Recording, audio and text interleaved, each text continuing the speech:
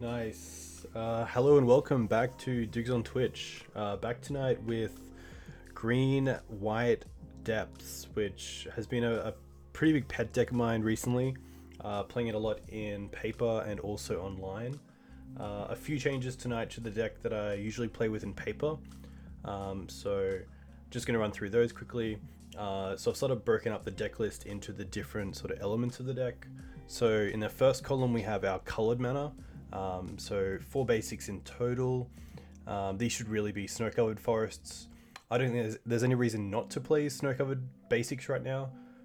It kind of gives your opponent some information that you might be on something like Into the North or using your own astrolabes. So I kind of like giving away false information through that. 2 Savannahs and then just 7 fetches. Fetch is great, of course, for getting out our basics early on against something like Prison, but also because with Sylvan Library, it gives us free shuffles as well, which is really nice. With them running 4 stage and 3 depths, so not the full 4 and 4. We have a pretty good plan B, so not seeing that many dark depths is usually pretty good. The ability for them not to tap for mana is pretty rough as well. But that is why we are trying out a Riftstone Portal. So Riftstone Portal is a land that taps for colorless, but if it's in your graveyard, all your lands tap for either green or white. So that turns on Dark Depths, Thespian Stave if it's not a copy of something already, Maze of Ith as well, which is a card that we're running. I think it's really good. We have a lot of ways to sacrifice this as well. We can sacrifice it through Elvish Reclaimer, we can also sacrifice it through crop rotation. And then also through Mox Diamond we can pitch it, which is really cool. So something like Mox Diamond, pitch Riftstone Portal, play Dark Depths, and then tap both to play Tomik is pretty awesome. And probably one of our best starts. In this lineup we have, I guess with Riftstone Portal, this is sort of where our one-ofs come in. So Dryad Arbor is really nice as a way to accelerate mana through Green Sun Zenith on turn 1. We also have Bojuka Bog for main deck graveyard hate alongside Scavenging Ooze, but Bojuka Bog is of course instant speed with crop rotation, which is really nice. Steppe is interesting. I haven't found too many places yet where it's been really relevant. Usually if my opponent has a swords, they'll play around it in a way. Karakas is just great as a one-of for things like Reanimator, but also some decks like Death and Taxes where they do have Thalias, maybe even Big Thalia. but it's just nice as a crop rotation deck to have it in the deck. Also, against a lot of the depths decks, it's just nice to have Karakas. Maze of Ith, I haven't tried yet, but I'm pretty happy to try it out. It seems really good against the aggressive decks. It also works really well with Another Reliquary. So for those of you who are unaware, with Another Reliquary, you can attack, and then at the end of your attack phase, when it's still declared an attacking creature, you can actually untap it with Maze of Ith. So you can attack with a huge knight, and then untap it and actually use the ability to go and find one of these lands, or of course your combo. Crop Rotation and Mox Diamond, just as 4-ofs, they're cards that we want to see in our opening hand usually. Crop Rotation really nice at instant speed, and Mox Diamond really good at getting those fast starts. Next up is kind of our protection, so I guess Steppe can kind of go in here. So we have 4 Giver of Runes. The big reason, of course, for playing Giver over Mother of Runes is that Giver of Runes gives protection from colorless. So Giver of Runes gives your Marit Lage token protection from Karakas or Maze of Ith, which is very cool and really relevant right now in the current meta. Gaddock Teeg's great, especially against decks like Miracles. We're not seeing too much of Miracles online right now, but being able to stop Force of Will, Terminus, Jace the Mind Sculptor, Sneak Attack, there's a lot of really good benefits for it. It does stop our own Green Sun Zenith, but usually against decks, even like Storm with Ad Nauseam, Past in Flames, it is, it's just one of those things where, although it hits our Green Sun Zenith, it's going to hit our opponent a lot more in the matchup, so we want it.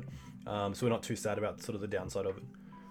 But SBM, this definitely is a lot different to the usual deck lists. I think with Green-White, one thing you get is consistency, and I've kind of switched it up to add in a few one-ofs to try them out. So that's going to be interesting. We'll see how it goes. Tomik, of course, as well, just a really good deck, a really good choice against the Wasteland format right now with Ren and 6. So really happy to get Tomik in as just a 2-3 flyer. You can't really go wrong there. D&T players have been trying it out as well since it got released, and we've been seeing it as sort of a 1 or 2 of, but it's really good in this deck where you are protecting your lands and wanting that sort of protection so heavily. I didn't really say much about Port. I think Port is really good right now. Over the second Wasteland, I really think there's some matchups where Port... So I'll give you an example. So Ren and 6 or Loam decks, once you Wasteland them, you're down a land, and your opponent can just get that land back from the graveyard. But Rishadan Port at least allows you to...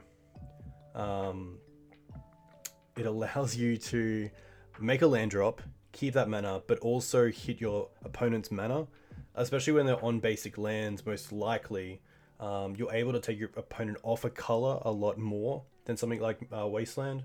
Against even decks like lands, I'm wanting to port down my opponent's Maze of Iths instead of Wastelanding them, because most likely they have life in the loam. So the Wasteland's only really dealing with the maze for a turn, but at least with the port, they have to find their own Wasteland to actually deal with it so they can start using their maze effectively. Why Path over Plow? So Path is there because we don't want our opponents going above 20 life. I definitely think for this sort of deck, you want to use your opponent's life total as a resource more than disrupting your opponent's mana, if that makes sense. So I'd much rather my opponent have an extra land than be at 21 life. Because I think a lot of decks can deal with Dark Depths on their turn than they can at instant speed in their end step. So something like Path your dude, and then down the track I might attack for 20, then pass turn, and then they might play a Jace and actually bounce the token. Whereas if they weren't at above 20 life, it just kind of gives them that little bit of time that they might need to actually close out the game. Even a little thing like being able to crop rotation for their own Karakas, or untap and draw and maybe draw Karakas. I just don't like that Swords gives them the out of having the extra turn from the life that they gain from Swords. In the main here, we have our sort of 4 silver bullets with Green Sun Zenith. So Scavenging Ooze is really good against the graveyard decks right now, especially Ren decks as well. Just a sort of lot of crossover. Scryb Ranger is interesting. So Scryb Ranger isn't a card that I originally had in the deck, but it works really well with Giver of Runes, with Elvish Reclaimer and Another Reliquary. And also Pro Blue is just really good against Delver right now. Matchup against Combo, Reanimator Storm looks rough. Yeah, Combo is pretty rough. So game 1 against like Reanimator, we do have 4 Crops and Bojuka Bog. And Karakas. Gaddock Teeg's a lot better against Storm decks. So we do have sort of Green Suns and Gaddock Teeg, which I believe, you know, if you have a play set of a card in a deck and you draw 7, you have a 39.9% of having it in your opening hand. So having 5 has to take us over the 40%. So not too worried there. But the sideboard definitely is very heavy for fast combos, so Surgicals and Faerie Macabres, and then for Storm and those sort of decks we have Veil of Summer and Thalia. So really looking to combo off faster than them in game 1 and 2.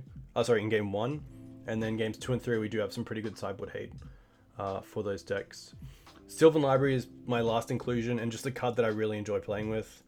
Especially right now, there's a lot of slow decks in the format, so I feel like we can actually be pretty aggressive with Sylvan Library and take a pretty big chunk of life at the start to make sure that we're staying up on cards against decks that want to be sort of one-for-one-ing us. So Sylvan Library definitely has the big tick for me. And then lastly, just the 4 Green Suns, 4 Elvish Reclaimer, 4 Knights are really nice. It makes the deck really consistent. I think those are probably 12 cards that you just can't change in this deck, which is cool. Sideboard, 3 Path. So as I said, Path over Swords because we don't want them to get above 20 life. We want to try and get that 1 swing in with Dark Depths and win the game from there. I've broken up my graveyard hate between Faerie Macabre and Surgical, mainly because I wanted to break it up because of things like Cabal Therapy. I think Surgical is a pretty nice choice in the blind, and having a split means I can't take everything if we have one of each. Faerie Macabre is a lot better against Exhume. So Faerie Macabre works in the way that if our opponent casts Exhume, we get to remove the creatures in the graveyard and then actually get back the Fairy once the Exhume resolves, which is really cool. And Surgical doesn't work that well when your opponent has 2 fatties to bring back. So imagine something like Faithless Looting turn 1, discard 2 big guys like Grizzlebrand and Grave Titan, and then turn 2 they go Exhume. You're most likely Surgicaling the Grizzlebrand there, but they can still get back the Grave Titan. So having a breakup there is really nice. Even against decks that rely on something like Life in the Loam as an engine, having Faerie Macabre for that is really nice. Although it only is kind of a speed bump if the game goes long, it can be long enough for us to set up a really nice lock against an opponent who may have really been relying on using their graveyard as a resource. Reclamation Sage and Collector Oof are our extra artifact and enchantment hate. Same with Pithing Needle, I guess we can kind of bring that in, but Pithing Needle's there mainly for Ren and some other decks that if we run into, we do have something for it. Collector Oof really good against decks like the Karnforge decks we're seeing right now, and also the Rook Salvages, LED, Bomberman decks. It's also great against Death and Taxes, but I went with Reclamation Sage and Collector Oof over something like Force of Vigor, because if we're only playing 2 Force of Vigor, I'd much rather play 2 hate cards that can be found with Green Suns as well. So once we go to sideboard, we have Knight of Autumn, Reclamation Sage, and Collector Oof, and Green Suns, which is 7 pieces of hate against our opponents. So that'll be interesting. I haven't done the math on how many green cards you should run in your deck if you're playing Force of Vigor. I'm going to assume it should be more than 20, which we are pretty close to. I mean, we have 4, 5 is 9, and then 12 is 21, so looking pretty good for that, but I think I'd much rather stay with the creatures for now and just see how that goes. And then Thalia and Veil are some of the last ones. So Thalia is pretty straightforward. Great on the play against Delver decks. Great on the play or draw against fast combo like Storm. Even against Miracles, which I don't think is the greatest matchup, Thalia probably comes in. It's also just a threat like Tomik that we can save with our own Karakas from removal, which is really nice. So that is the deck tick. If you guys have any questions, please just let me know in the chat. I'll be more than happy to answer them. A huge thank you to Card Hoarder, who of course sponsors the channel and allows me to get these cards ad hoc, which is amazing. If you want to use Card Hoarder, you can even help me out and use my code below my Twitch channel.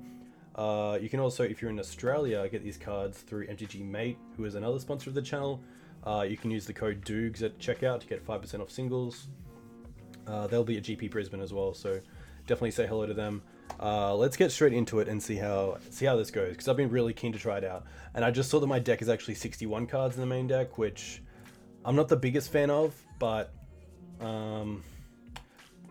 because I'm kind of in a testing phase, I really want to try out all these cards in the deck. So I'm happy playing with 61, even though it's not, you know, it's I wouldn't recommend it for a sort of a competitive GP or something. Take out a Tomik. See, that's the thing. The one reason I play 2 Tomiks is because you can't Green Suns for it. So I'm wanting to see it against a lot of matchups, and I think if I only put 1 in there, I'm not going to see it a lot. Young Cho, I am sorry that this does not suit you. I could go down the stages as well. And my thought process is that is having 3 of each isn't too bad. Side out a Tomik and take out a Thalia. Hey, Young Cho, thank you very much for the follow. Let me know where you're from. What sort of games you usually play if you don't play Magic. But okay, we'll try that. I might even take out... I'm going to take out the Sylvan Library and maybe bring it in against some decks. I think that makes more sense. I've seen Sylvan Library a lot more. Oh, you're from the United States? Very cool. Cocoa. I do not know where that is. Hey, Small Surah. 2 months with Twitch Prime. That is very cool. A huge thank you. That means a lot. So thank you very much. Let me know what you play. I believe you told me the first time you came on, but yeah, thank you very much. That means a lot. Let's go straight in. Green White Depths. Entry tickets. Alright.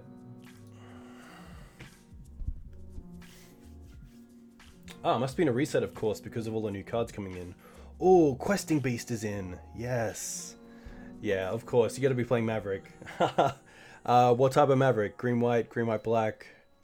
Punishing Maverick, maybe 4-color. I think all are really well positioned. I really want to see Punishing Maverick get a few more results currently. Once Upon a Time story. You're a man after my own heart. Looks like I need a way to find to afford Mox Diamonds. Yeah, Mox Diamonds are pretty nice. I actually traded mine away and then traded them back from the guy that I'm traded them to actually to get them back in my collection because I really wanted to try this deck. This hand is interesting. So we have we talked about wanting to see Tomik, and now we've seen both, but it's pretty tough. So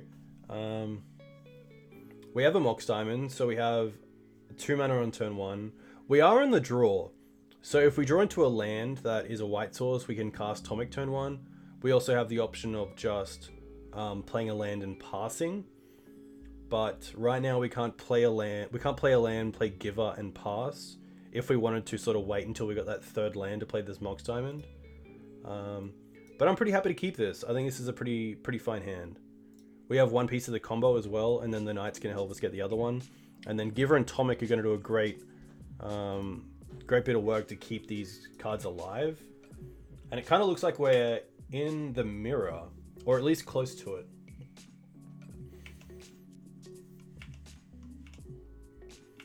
So what do we draw? Elvish Reclaimer. Okay, so that allows us to actually go Reclaimer and Mum this turn, which I'm pretty happy about. So we're going to go Mox Diamond, pitch this stage, play Reclaimer, and then play Giver. So not too bad. We, of course...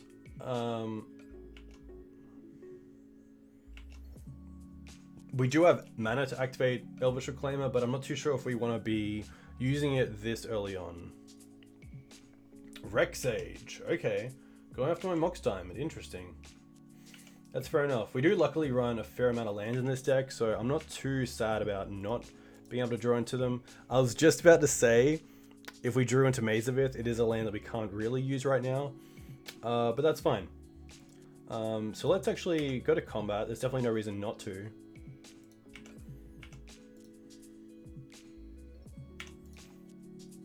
So end of damage. I could untap my Reclaimer here if I want. I think I might. I'd rather have it as a blocker that I can give protection from than actually just use Maze on my opponent. Hey, HG Bud, welcome. Small Syrah, I've had a bad time with the deck recently. The Ren Delver decks have been rough. Yeah, Ren's pretty rough against Maverick, especially with so many small creatures. Food Chain, okay. So it looks like we're actually playing against Food Chain. Which maybe I should have known from the main deck Rec Sage, but to be fair, it might have just been a choice over something like Qasali Pride Mage or Knight of Autumn because of Blood Moon decks. Reclamation Sage just being so much easier to cast.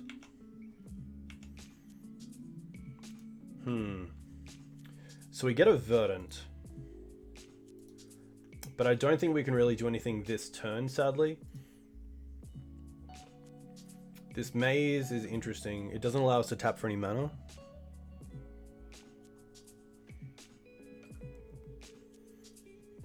Yeah, but, I mean, Mox Diamonds are definitely preferred, but I'm sure there's other ways to play the deck. And especially if you're a Maverick player and used to playing Nobles or Birds, then, you know, you're going to have fun either way. So I think that's definitely the most important part that you have to take into consideration. So I think here we really just have to pass turn. I do have the ability to actually attack, but...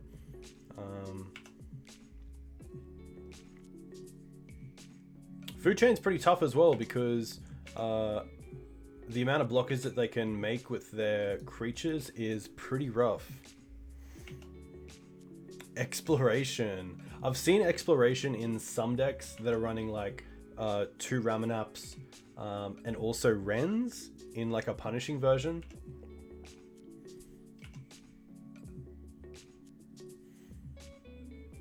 I know that Mana Dorks are pretty bad if you draw them late on, but so is Exploration in a way.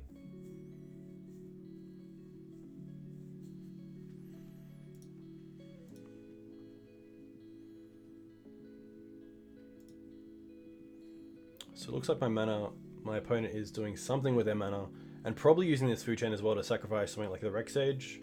Looks like their Green Sun Zenith thing for 1. That's gonna be fine.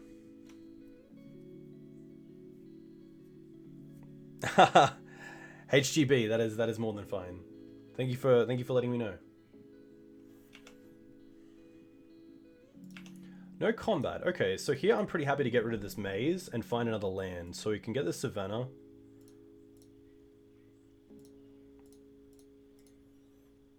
Sack the Maze. And then what do I want? I think I just want Thespian Stage and then just hold up the Dark Depths combo.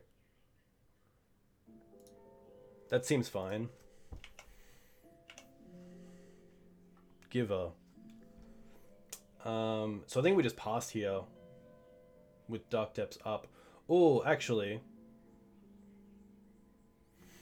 I'm going to play the Knight out because we can't even combo for Dark Depths this turn. We need to put 2 mana into it anyway.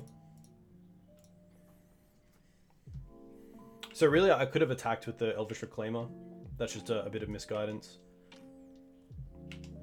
I didn't have enough mana to activate the Elvish Reclaimer and Thespian Stage, so hopefully that doesn't come back to bite me.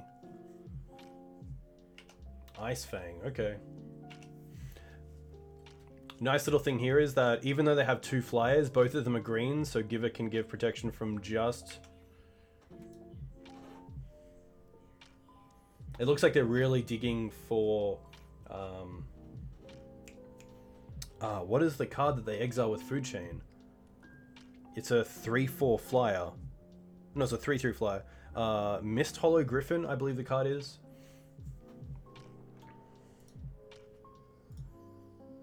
Underground Sea, okay. So they're playing black as well. Manipulate Fate, okay. So now they get to exile at least 3 Griffins. They might be playing Eternal Scourge as well. Yeah, Eternal Scourge, okay.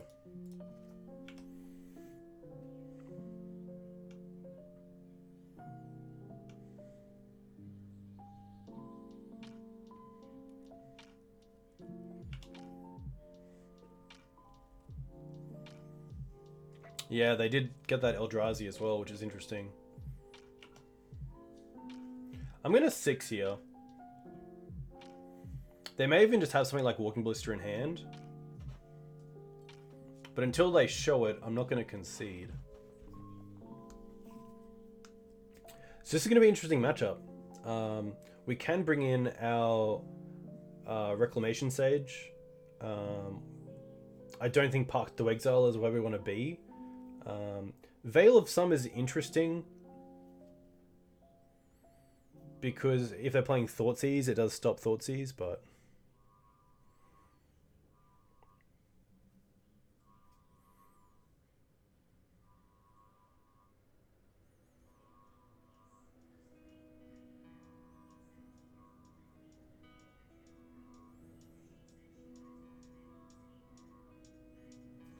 Interesting, okay. Karakas.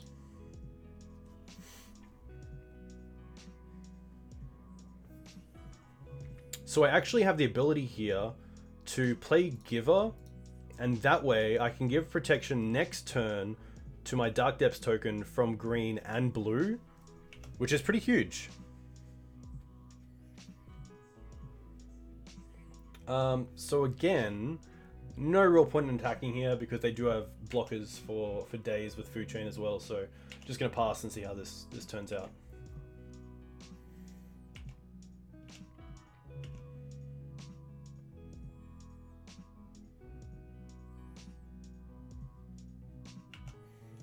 Ponder's fine. The second Giver there was actually really good because this Birds of Paradise is really a bit of a pretty good blocker if we can only give protection from one color.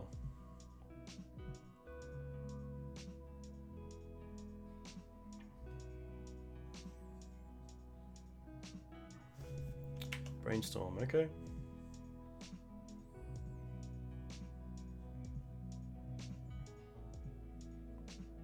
We actually also have a Sejiri Steppe, so we can give pro with just the one Giver. So just making sure that we are all aware of that as well. Brainstorm, then fetch.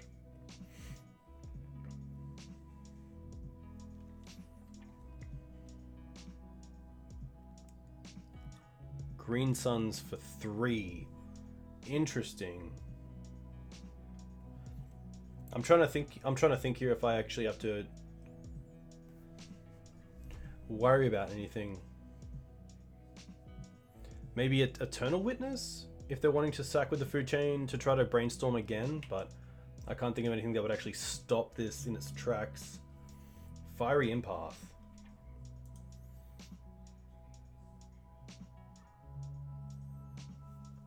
Interesting. Okay.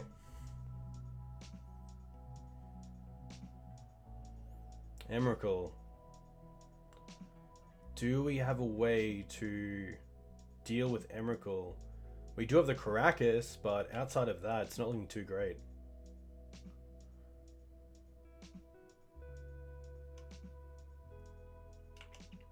I guess we can block Emrakul with the Marit Lage.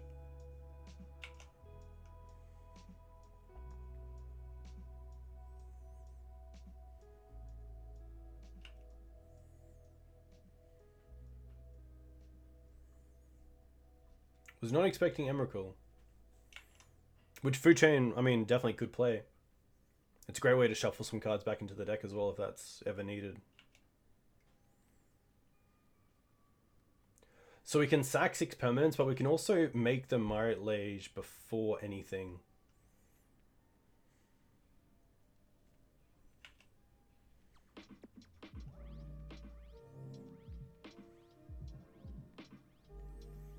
But it's going to be pretty tough.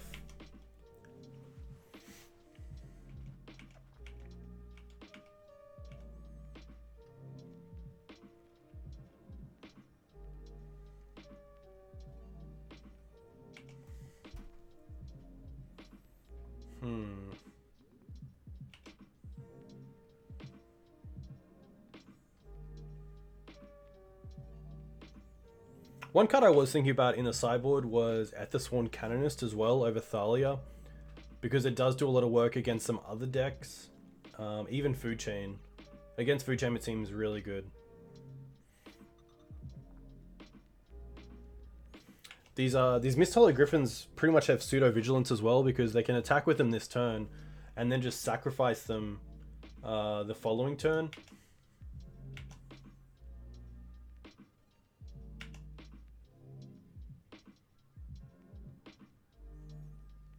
So I kind of feel like I want to block this.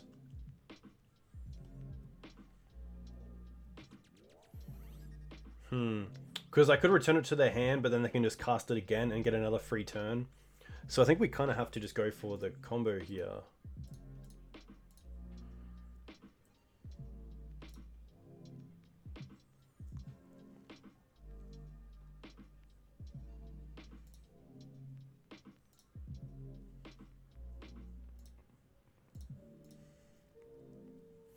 Yeah, pretty close to dead. That is 100% correct.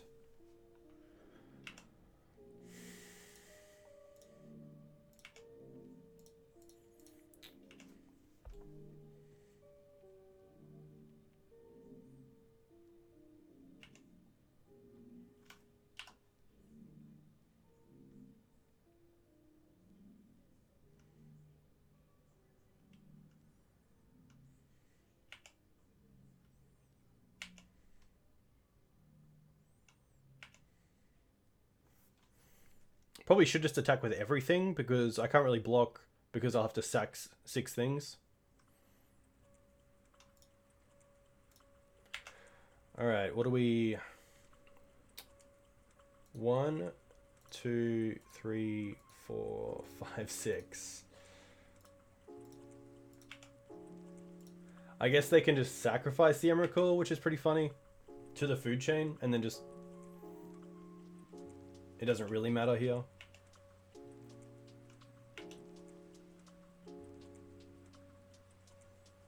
I mean, I do have the out of drawing into Steppe if they don't replay this Mist Hollow Griffin, because then I can give pro green to get through the bird and the Ice Fang.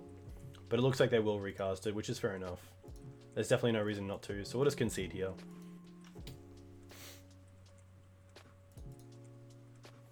So this is going to be interesting. So Gaddock Teeg doesn't do a whole lot. It's not something like a Lurin where it just shuts off everything. Pithing Needle does not work with mana abilities, and I believe Food Chain is a mana ability, but I could be wrong.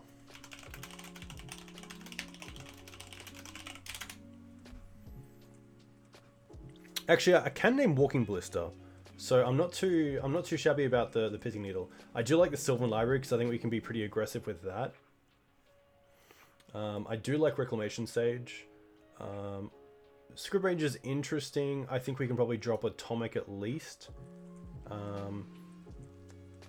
Maze is okay at buying time. Yeah, Thalia is on the draw. Sorry, on the play seem pretty good. Surgicals and Faerie Macabre don't really come into consideration. And I don't think Veil of Summer is really where we want to be. I don't think like bringing it in just to think if they have Thoughtseize is worth it. So I might even just take out both Tomiks. Screws seems okay, but I'm not too sure if that's where we want to be. I can probably trim on something like Ramunap, and maybe even one Knight. Or maybe it's a land that I want to drop. I could minus the Bog, that's very correct. I think this is fine. And then bringing in a bit more hate. Tomik is a flyer that is definitely not irrelevant, but I don't think it's better than a Knight, and I think Screw still has some value. I don't think Food Chain interacts with their graveyard in any way. I don't think there'll be like 1 or 2 Snapcasters or like Eternal Witness in there, but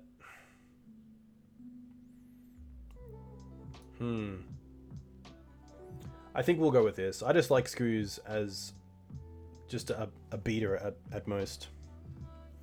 Yeah, I think Screws is probably one of the worst cards left in the main deck. Sadly, this isn't a keep. We don't have a Mox at least, but I'm probably not keeping a Mox with these 2 lands anyway. But otherwise, some pretty nice cards. So let's mulligan this. This is a 6 that I'm pretty happy to keep. We don't have access to green mana yet. Sorry, to white mana. I'm happy to drop the Wasteland. This Reclaimer can just turn this Thespian Sage into a white source, so happy to drop that.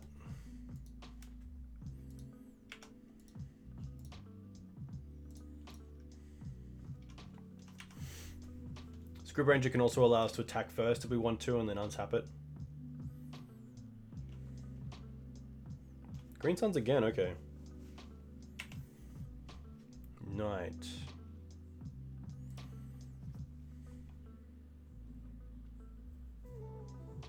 Hey Boyd, welcome to the channel.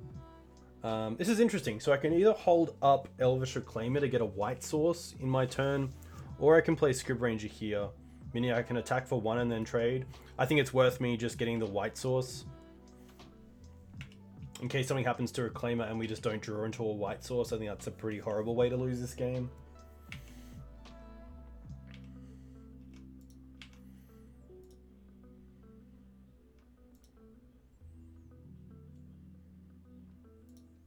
Food chain.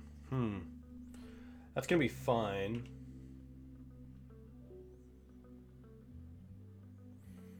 So I still don't think... I mean, I really want 3 mana next turn, which I can get with the Scryb Ranger, because I can return the forest to my hand after tapping it for mana. But I believe I really want white mana here. And because of the amount of lands in the deck, I think our chances of drawing a 3rd land are pretty good. So let's just go for sacking this. Getting a Savannah. Comes in tapped. We can then untap. Draw that 3rd land. Oh, it's a bog.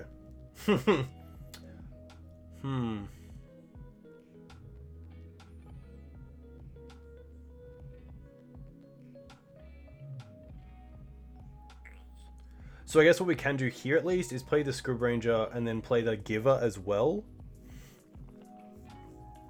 Peppy hands. So we can definitely attack here.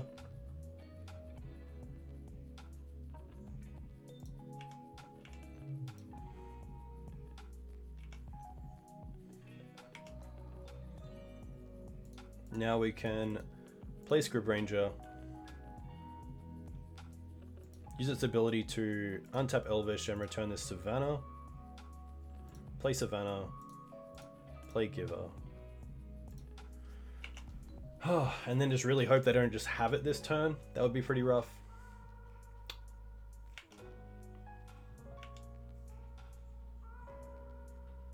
That was a really fast tap. So this isn't looking too good. There's a Griffin. Oh.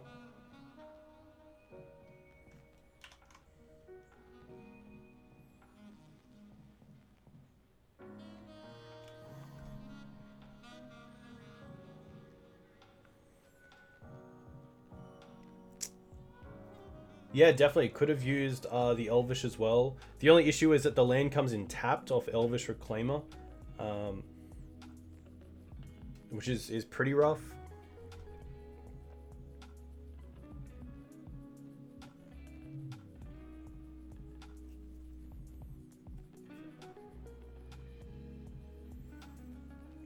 Yeah.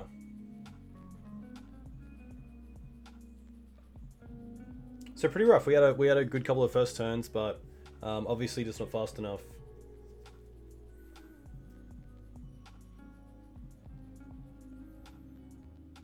And I mean, there's a great reason why in some spaces Reclamation Sage is just better than Knight of Autumn or something like Qasali Pride Mage, where you only need that 1 green.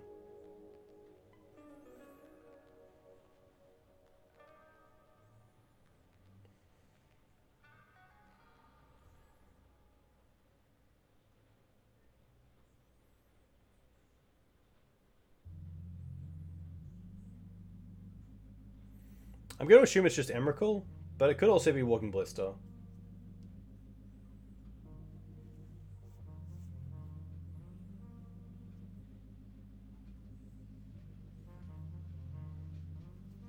Yeah, Knight of Awesome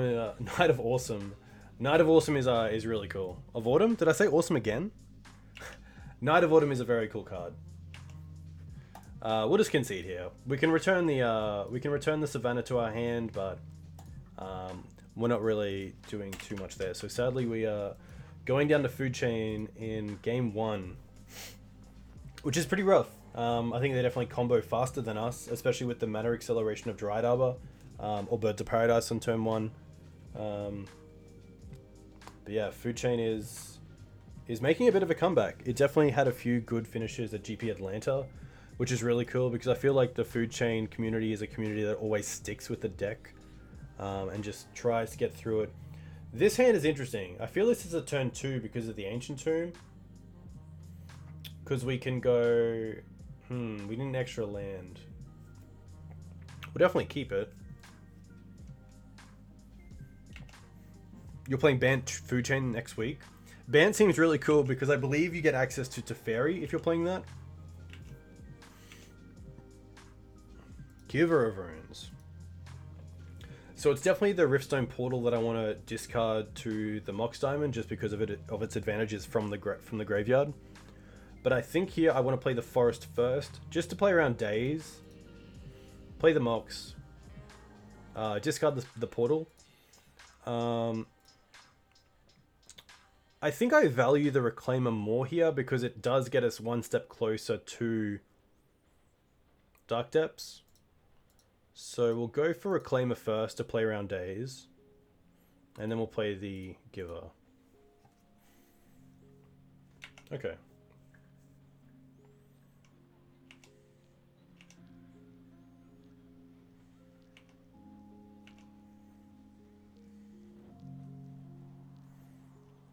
Yeah, 100%.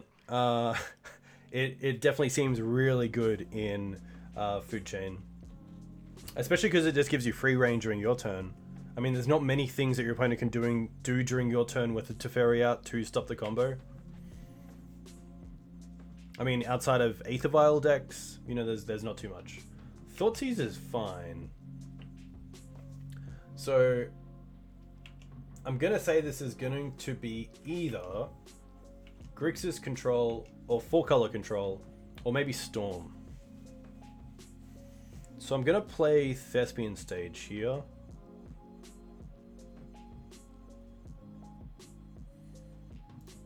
So I do have the option here of making Thespian Stage a copy of Forest, just to play around Wasteland, but I think I'd rather just pass with my mana open, because if they don't play a Wasteland, then I'm pretty happy.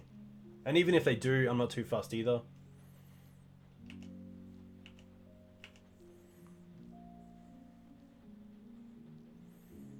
The good thing about Storm is that we do have access to Bojuka Bog at instant speed, so something like Cabal Ritual or Past in Flames is going to have a bad time against Bojuka Bog.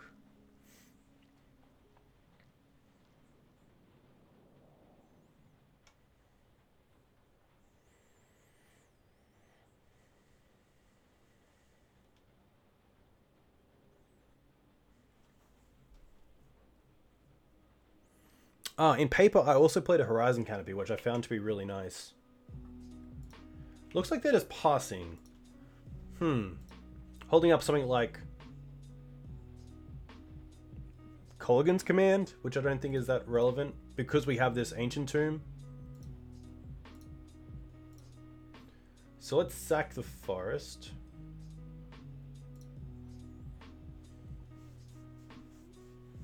Go and get Dark Depths. They let us untap, okay. And they let us draw. So let's play Ancient Tomb. And luckily our mana can tap for colors because of the Riftstone Portal. So if I just pass here and don't play the Giver, I have access to both the combo and also Elvish Reclaimer to go and get Bojuka Bog if I really need it. So I'm pretty happy just to pass here with mana up for both abilities.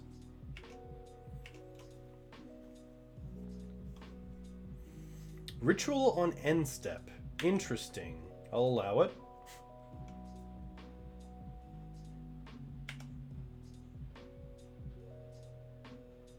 Ad nauseam. Okay. Yeah, it looks like an ad nauseam end step. There's nothing I can do here, so I'm pretty happy to see how they go off. There's a Cabal, so that's great for us. Infernal Tutor, Cabal, Infernal, Past in Flames, and they go to 0. Okay. I didn't realize. But that's an interesting one, because with Bog, there's definitely a temptation to go for Bog on the first Cabal ritual. But if I look at this hand, they most likely, without a LED, have to go for a Past in Flames turn. Yeah, nothing. One petal, but that's pretty rough. And now we know what we're playing against as well. So Veil of Summer comes in. Thalia is a little slow on the draw, but I still really like it. Surgical seems great. Collector Ulf seems fantastic. Sylvan Library is an interesting one. I think we can be really aggressive with it, but at the same time, we don't really care. Tomik can come out. Scryb Ranger can come out. Ramunap can come out.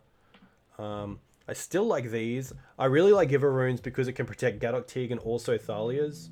So I think we might even just go down on something like Maze of Ith. Karakas is kind of important at keeping some of our creatures alive. I can probably drop down like 2 Knights and just play with this, I think. There's definitely an argument for Faerie Macabre. It's just a case of what do I want to take out that's better than it. Surgicals are really nice because it also deals with extra versions of a card. So we're definitely taking out these. 28 lands. Mox Diamonds are great because it allows us to play a turn 2 threat on turn 1, like Gaddock Teeg or Thalia. So being on the draw doesn't have that much of a downside. Crop rotations. Maybe it's something like the crop rotations that I'd rather just have the Faerie Macabres. Because I mean, crop rotation is most likely instant speed going for Bog.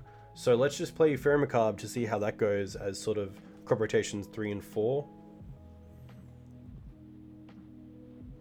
Steppe is also pretty interesting because it allows me to, at instant speed, protect my creatures from something like Echoing Truth.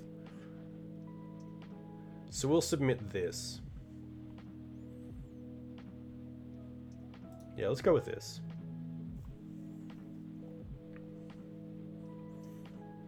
We did see Thoughtseize in game 1, so can definitely expect it. So what I'll be looking for is a hand with probably 2 pieces of hate. This hand's pretty nice because we do have the Thalia on turn 1, but outside of that we don't have much. So what I want to do is look at this hand without the Thalia and say, would I keep this as a 6? And the answer is probably no, mainly because we don't have another piece. It's tough because what if my opponent goes, you know, turn 1 Ponder or turn 1 Fetch Land Pass?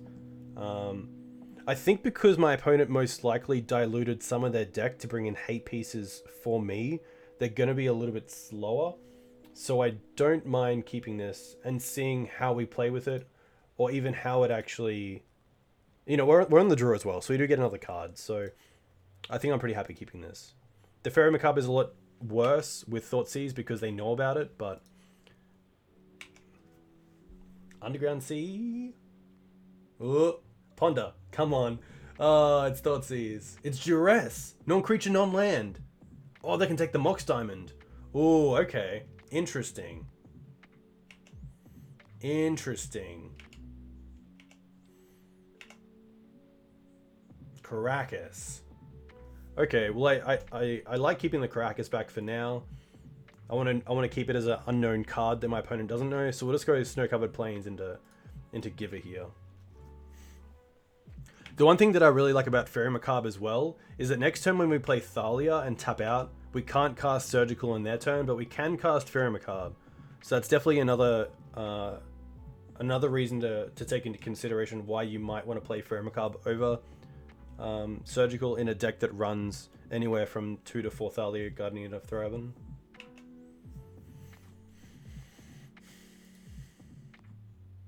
Ponder. Okay. That's not too bad. So the one thing that this Snow-Covered Plains... The one reason I don't like playing the Plains there is that it turns on Massacre, which could be a card that my opponent has brought in. Playing the Karakas and then drawing into another colored land. Dryad Arbor doesn't do it, but There's definitely reason to play the Karakas, even though it's unknown information, just to try to keep a planes off the table.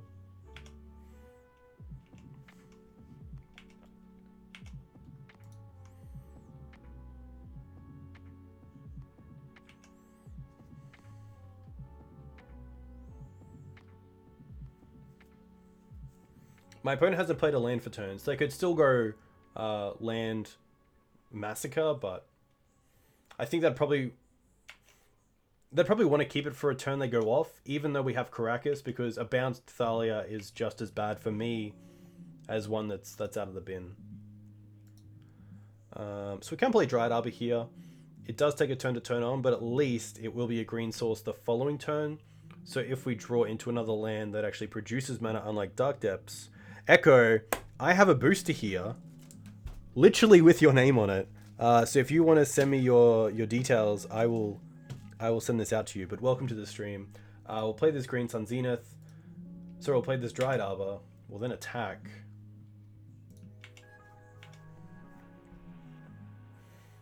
And see how this plays out next turn.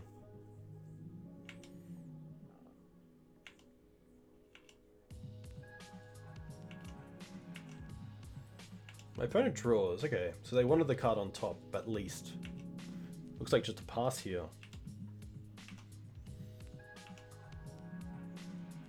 Windswept Heath. Okay, so that's pretty great. So I don't mind just pre-combat going for this. So let's go for a basic.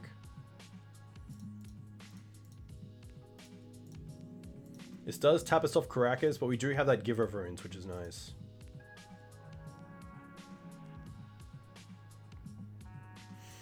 My other option outside of Teeg is Collector Oof, but I really like Teeg here. It just turns off so many things. Fetching in response. Interesting.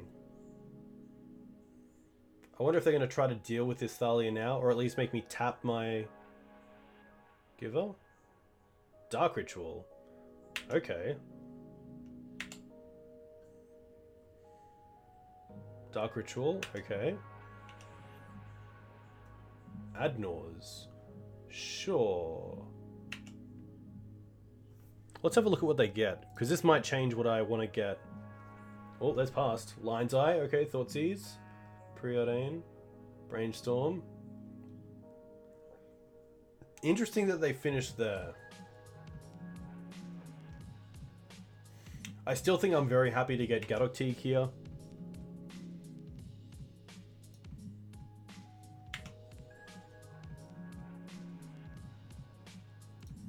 Attack with Thalia and then just pass turn. Hey Echo, you won it. I mean, if you want to put it back in the pool, I'll give it away tonight. But you won it fair and square. How's your week been? What have you been up to? All right, we get the untap. Our opponent is at 3, so they can't even fetch and Thoughtseize, which is kind of nice. They're definitely in a rough spot.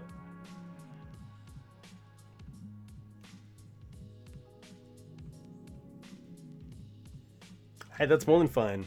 Echo, you are a champion. I'll do a giveaway after this. Relaxing. That's what a break is 100% for. So what can my opponent do here? They could play an LED for 1 and then an Infernal Tutor tapped out. That's pretty rough.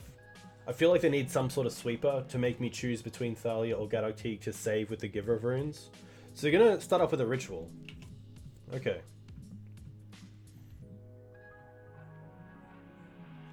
So they net a mana. 11 cards in the graveyard means that I can't actually use Faerie Macabre to turn off Cabal Therapy. Cabal Tutor, sorry. Cabal Ritual. So close. Week's been pretty good. Definitely gone fast. Didn't get a chance to stream last night because of the MTGO update, but there's Cabal Ritual. So using this Faerie Macabre now does nothing, so I'm pretty happy just to pass.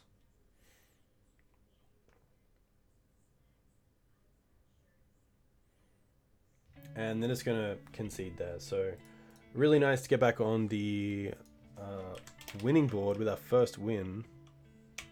How do I feel about Giver? I think Giver is really good in this deck, where we want that extra protection from Karakas and Maze of Ith on Merit Large. But in a normal Maverick deck, I'm still stuck on Mother of Runes. I think just because I've spent so much time with her. We're on the play. That's really nice. But I can definitely see. I really enjoy seeing people try out Giver of Runes in Maverick as well. I do like the split, the 2-2 split, because both do have their advantages, especially when you have to take into consideration we're playing in a format with, you know, cards like Ren and 6 and Plague Engineer, so that's always interesting. This hand's pretty medium. The Riftstone Portal isn't doing much. We have one part of the combo. Scavenging Ooze and Excavator are just a little bit too slow. I'd rather have at least 1-0 or 1-drop in this hand, so I'm gonna actually mulligan this. Doesn't really do much for me. This hand's sweet. I'm gonna keep this, and I'm gonna bottom. I'm gonna bottom the Scavenging Ooze.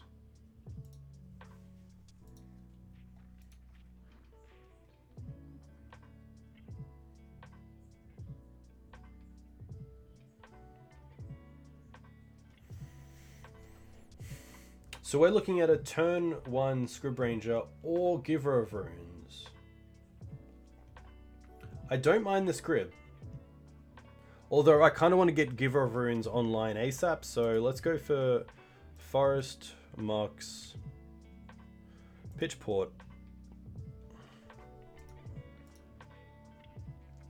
The upside of Scryb Ranger is that it allows me to play Knight next turn, even if we don't draw a land, because I can get 2 mana out of this forest, which I actually don't mind. So I'm pretty happy to...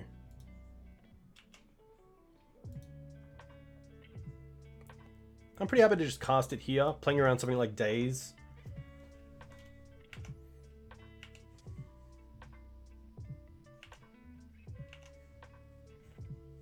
Our opponent did go to 7. Oh, sorry, our opponent did go to 6. Verdant Pass, interesting. Thespian stage. Well then. Definitely attack first.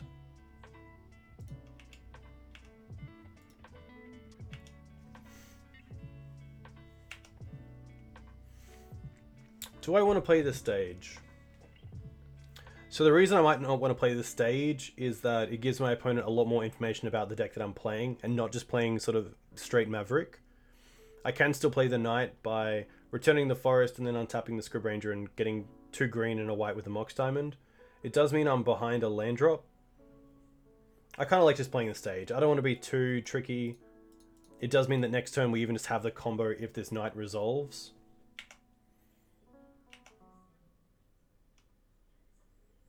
I don't think a Verdant Catacomb is going to lead to a Bolt, so I'm pretty happy playing that Knight as a 3-3.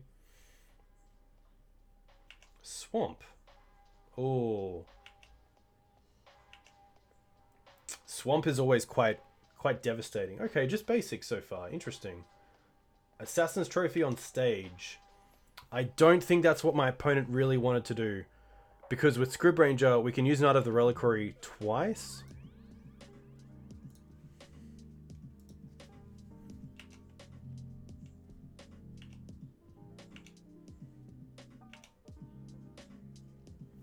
So I kind of feel here, I just want to go for it.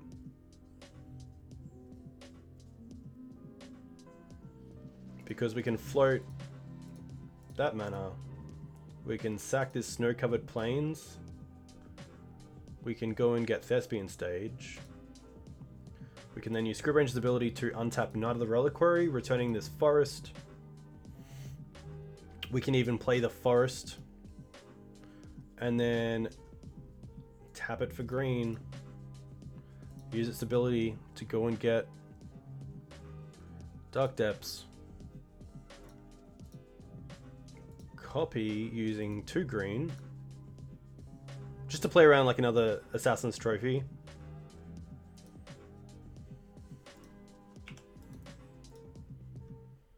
And now we can even play Giver of Runes. we can lose that mana, that's fine.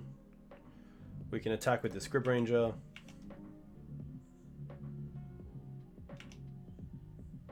I don't think I'm too scared of anything at instant speed. Or with this sort of mana up. That was a really nice turn. That was a really nice turn. I just hope my opponent doesn't have something. I'm not too sure what they could have. And I'm not too sure what this deck is. It looks like just a... From what we can see, it's a green-black based deck. Assassin's Trophy in the main deck makes me think this is some sort of Nick Fit deck. Because Nick Fit usually plays Veteran Explorers and other ways for opponents to get out basics. So once, say, the first Veteran Explorer has actually triggered, your opponent most likely doesn't have the lands left over to fetch with Assassin's Trophy, giving it a huge advantage over a deck that might not have other ways to get basics out. So only just looking at that, I think it's Sylvan Library and Veil of Summers that I kind of like. I'm kind of scared of something like Hymned Turak. I can probably take out this Maze of Ith. I don't think that's where I really want to be right now. With the basics involved, I think Ramunap is maybe something that could come out, but I feel like Ramunap is actually really good at getting back creatures that or getting back lands that I care about that they blow up. Scryb and Gaddock Teeg. This is probably where I want to be. This looks quite nice. Let's try this out.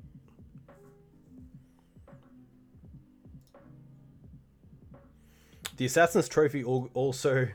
What is this hand?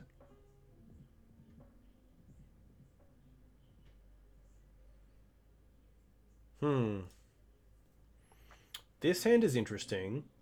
This is a turn 2 combo. I mean, if we draw a third Mox, it's a turn 1 combo.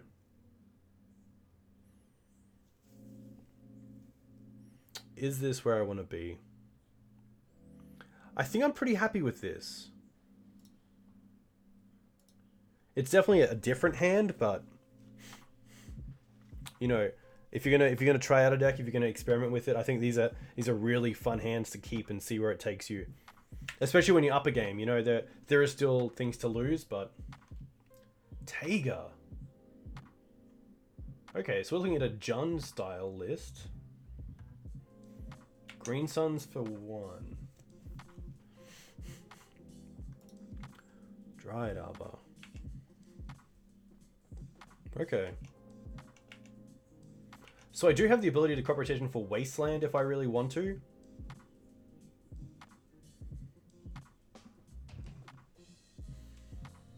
So I could go Mox, pitch Snow-Covered Plains,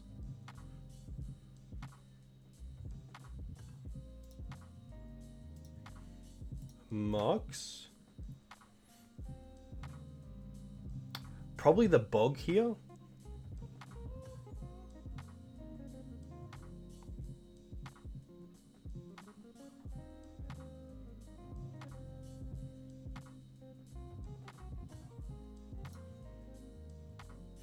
We do have the combo though, so I'm going to play a Forest, and then I'm just going to pass turn.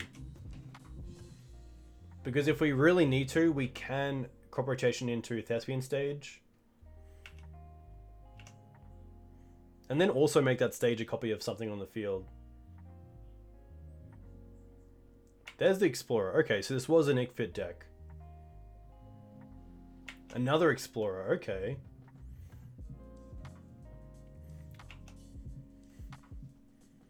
Interesting. Ancient Tomb. Okay, let's play Dark Depths and then just pass.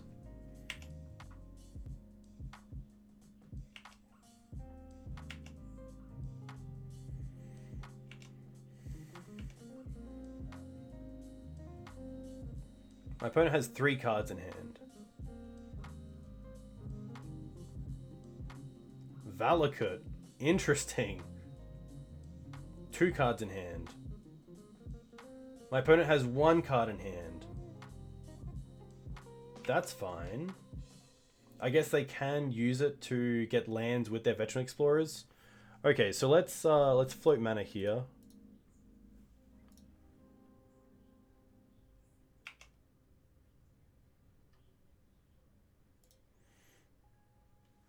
And now we can crop rotate away this forest for Thespian stage. I think this is it.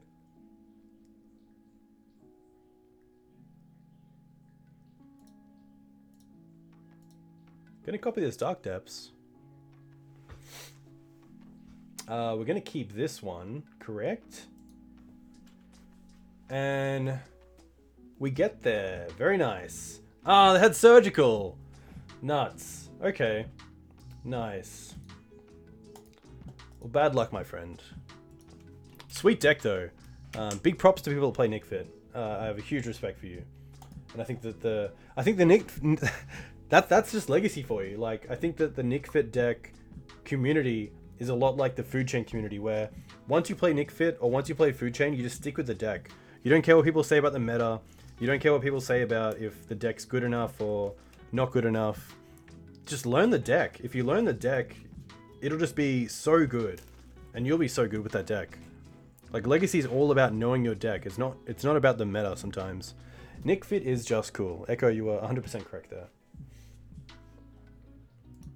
And Nick Fit play, I do love Nick Fit players always get really excited as well when big fatties are made. Like Questing Beast, which is a very cool card, and I think will get played in Maverick a little bit. I think is also a great target for Veteran Explorer decks, because you can play it turn 2 with sort of the ability to get out of Veteran Explorer turn 1 and then Cabal Therapy it. I wonder if the player was the version with Dinos and Burning Wish. Interesting. Lazy, I am unaware of that version. If you can find a list, that would be very cool.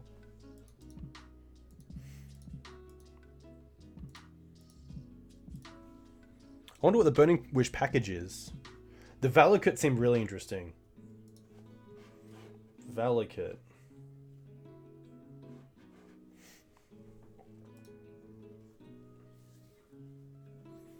Ah, Food Chain. Come on, man. But yeah, I've definitely played a little bit of Nick Fit.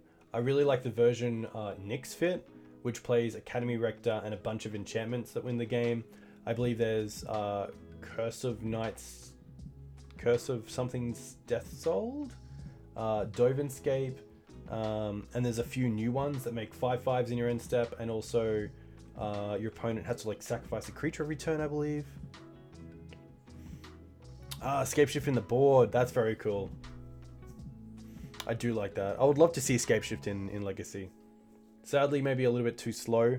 And usually the colors that you play Escape Shift in just don't have enough interaction early on. But, you know, something like Thoughtseize definitely helps. So some sort of black version I could see being played somewhere. Alright, we're going into game 3. 2-1. On the play again, which is really nice, against Jez. I'm not going to keep this. It's just a 1-lander, which is really rough because we have this Mox. And I don't really want to play Port and Pass. So I'm going to mulligan this and see how it goes. This is much better. This is really nice.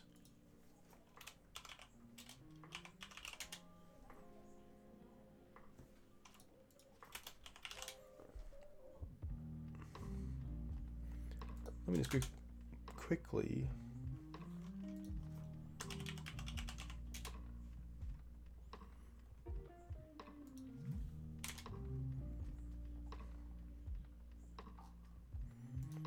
This is a keep.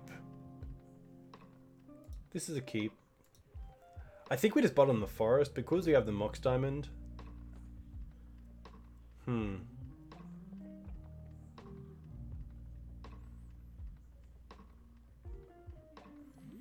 This is a hard one. So we have the Mox Diamond, which is nice. Do we want to keep it? Yes. Just because like Green Sun's turn 2 for something like Gaddock Teeg is so good against so many combo decks. So something like turn 1 Giver, turn 2 Teeg is lights out. So I think it's the Scryb Ranger that we want to throw back. Because if we really want Scryb Ranger, we can Green Suns for it. So let's put back the Scryb.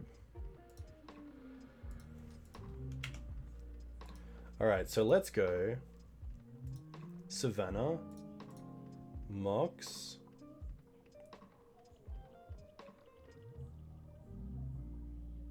Forest, Giver.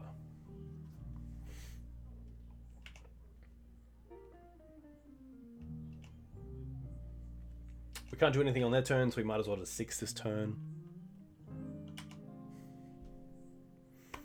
Hey, Hirschney. Haha, thank you very much for your the effects of Nick Fit. That is those are the cards that I was just thought they were. And thank you for the follow. A huge thank you. Let me know where you're from. What do you play in Legacy, if you play Legacy. Oh, interesting. Okay. Quite aggressive there with a basic mountain into Bolt. Tomik seems like a great draw because we have this Karakas as well, so we can protect it.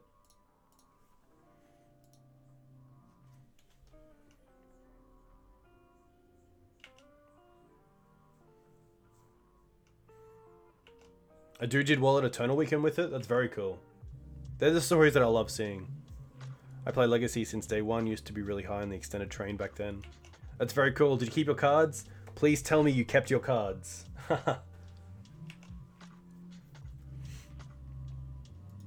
No. Hey, well, I'm sure you had fun back then, and I'm sure you're having fun now, and that's what it's all really about, so. Okay, maybe like a Blue-Red Delver list. Dreadhorde Arcanist, okay. Interesting.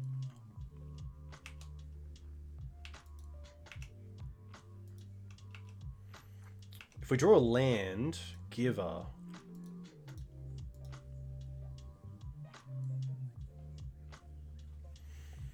I kind of want to keep his Green Suns one more turn.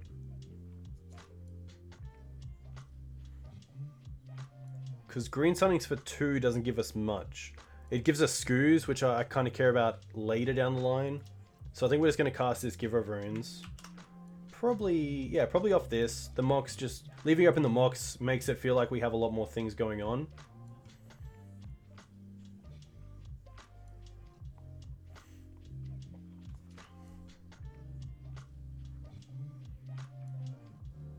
Yeah, that's fair. That's fair. I know the overwhelming factor. As a fan of collecting, there's definitely stages where you're like, wow, I actually have a lot of cards, and you know I need to get rid of them ASAP. But yeah, 100% agree. Can be tough.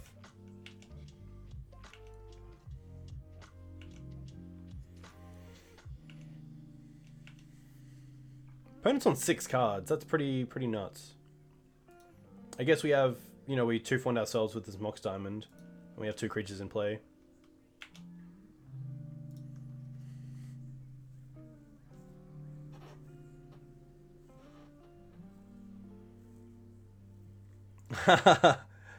Sadly, sometimes I don't even replace the non-foils, but you got me there with the foils. Okay, Ponder for turn. So now this Dreadhorde can either flashback the Lightning Bolt or the Ponder. I'm going to assume the Ponder because they did Ponder pre-combat, so maybe that was a reason for them to do it, but they're going to get the Bolt. That's going to be fine. Bolt on Give is fine.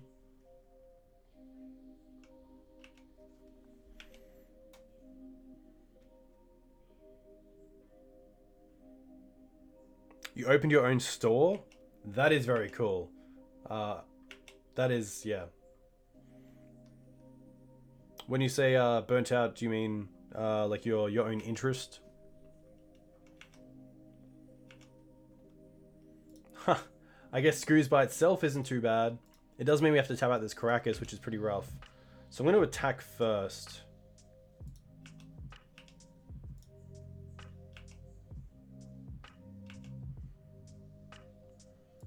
Then we can play Scoos and just pass if this resolves. I think that like Spell Snare is really good right now. There's Brainstorm, okay. Yeah, that's rough. I'm really sorry to hear that. But at least Burnout does have an end. That's always a nice thing about looking on the positive side sometimes. They could daze this as well and make us tap out, making the Screws pretty vulnerable to a lot of things. They're going to daze it. I'm definitely going to pay. I'm not doing anything else with my mana, so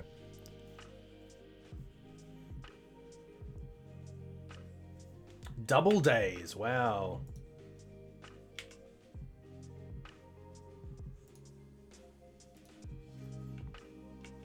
Interesting.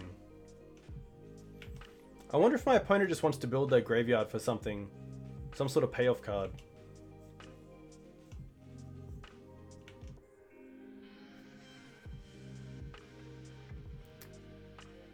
Oh, you're learning programming at the moment? That's very cool. Like Python?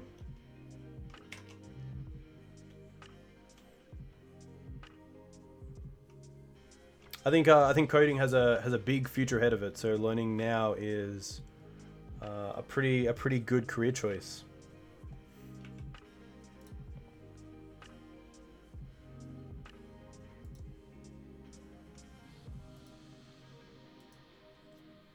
The rough thing here is as well, if they find a bolt, even drawing a land next turn and playing another Reliquary, it's only going to be a 3/3. Unless we find a fetch land.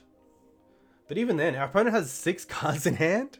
You kind of have to Chain Lightning there because we are tapped out of the Karakas to actually save this creature. I think this is a matchup where you really miss that Swords to Plowshares kind of feeling straight up.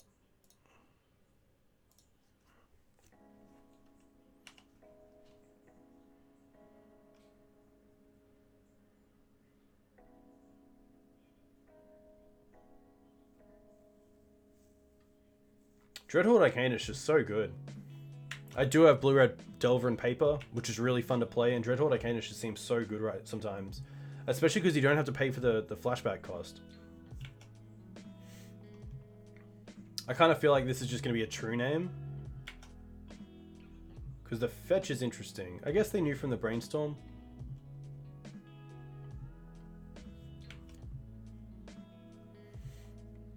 Interesting that they chain lightning. So you don't have to chain lightning here because the Mum by itself does nothing. Pretty funny that with another Mox Diamond, I can actually push the chain lightning back onto the Dreadhorde Arcanist.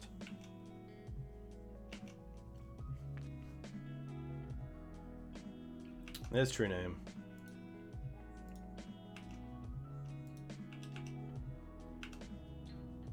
Crop rotation.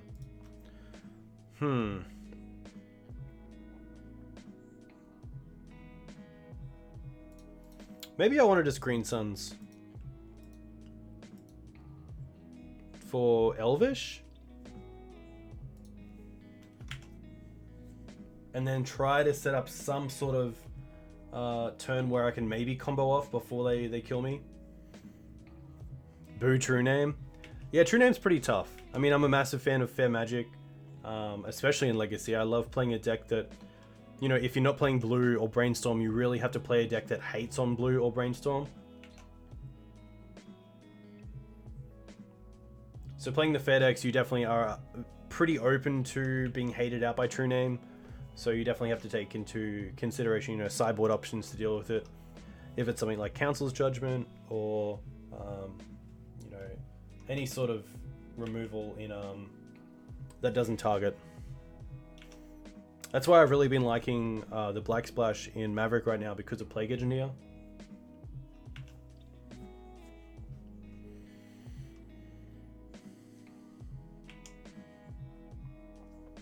My opponent just gets so many free cards off this this Dreadhorde Arcanist.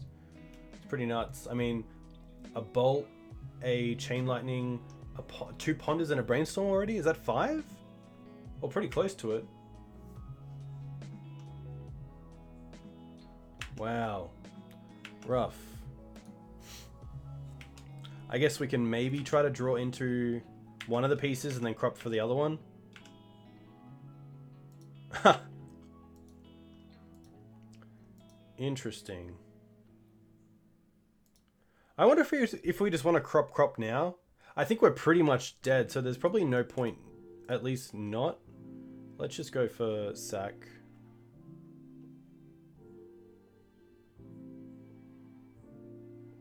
Force pitching True Name. Okay. I think we just concede here. I guess we might as well see what our opponent does. If it's pretty close to lethal if this Delver flips. because the Chain Lightning is 3, Dreadhorde is 4, True Name is 7, Delver is 10. So I'm just gonna concede here. We can't win on our next turn anyway, so that's pretty rough. So what do I like? I like the 3 parts. On the play, I don't mind the Thalias. I think Gaddock Teeg can come out. Ramunap's okay, but I don't think it does enough in this matchup. Tomik is interesting, but can probably come out. Maze of Ith doesn't do a whole lot because it doesn't hit True Name Nemesis and it doesn't hit Dreadhorde Arcanist. Dreadhorde Arcanist is whenever it attacks. Veil of Summer is interesting, but I don't think that's worth it. They could be playing something like Vapor Snag, but I don't think it's worth having it open. I actually don't mind 2 Veils over 2 crop rotations.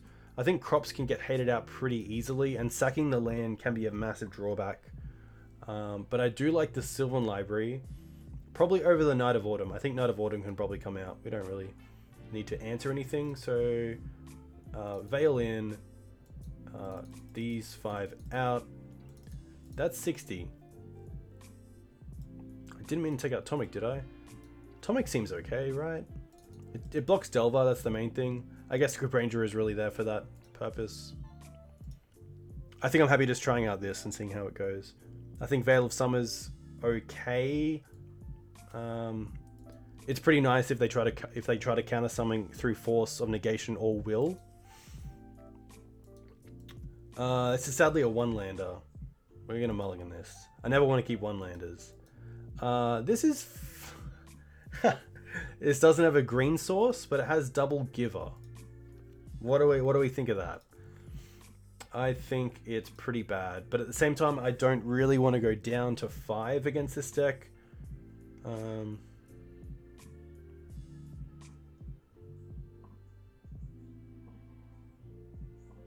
Let's keep it. I'm going to drop the Bojuka Bog. Could also drop the Tomb. The Tomb's just really nice against things like Spell Pierce or Daze, especially with Green Sun's out. I think it's the Bog.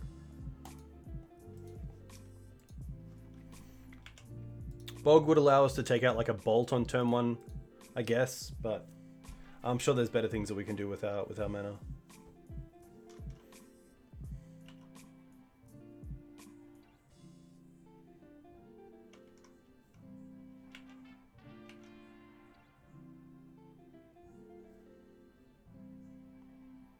Probably one of the matchups here where I'd rather Mother of Runes over Giver of Runes.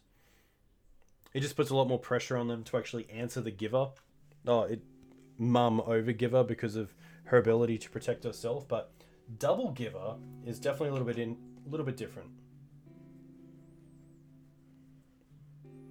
Oh, Delver Secrets, okay.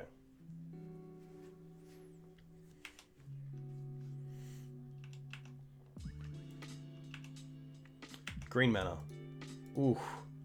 Thalia is not too bad. It allows us to play around Daze, which is kind of relevant.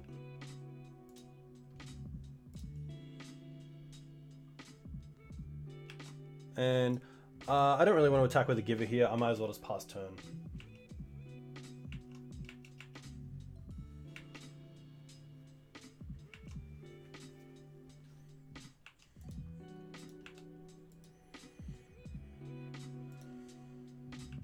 No flip. Okay. Pretty good for us. This Ancient Tomb is definitely going to catch up to us. Especially a deck with True Name Nemesis. It's going to be pretty tough. Pithing Needle. I wonder if they name Giver. I guess we should definitely check.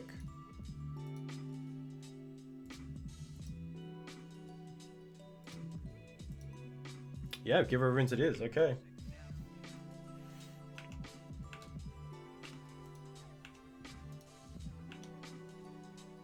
Reclaimer.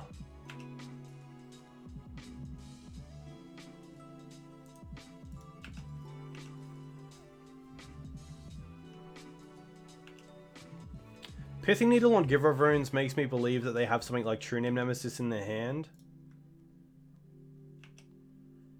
they don't want to give us the ability to actually get through with damage. Just so they can start racing us in the air and keeping back the true name.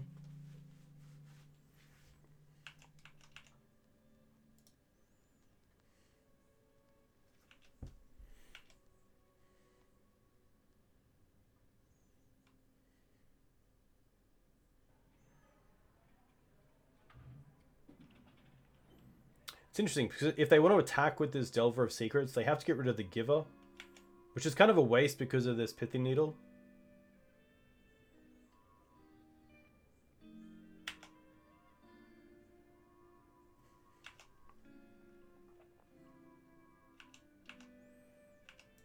But now this Dreadhoard's going to do a heap against us.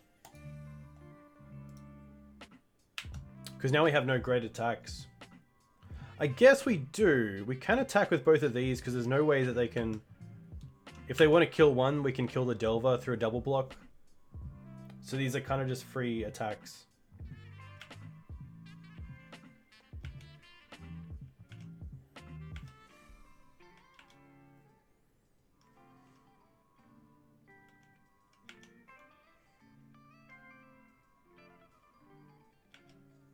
Surgical, interesting.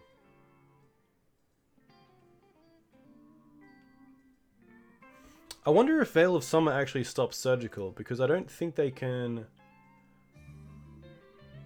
I know, it's target card and then search its owner's graveyard hand, so it doesn't actually deal with us. Death and Taxes side tech? Totally. Yeah, sadly sometimes this just happens in Magic, and you gotta take it on the chin.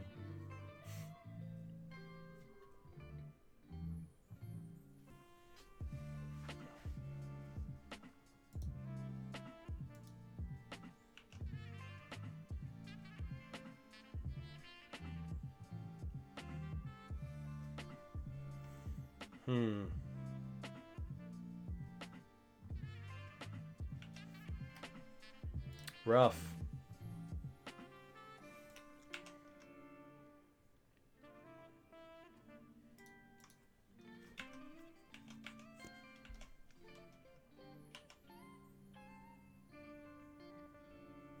I apologize. This this hand isn't working out the way that I wanted it to.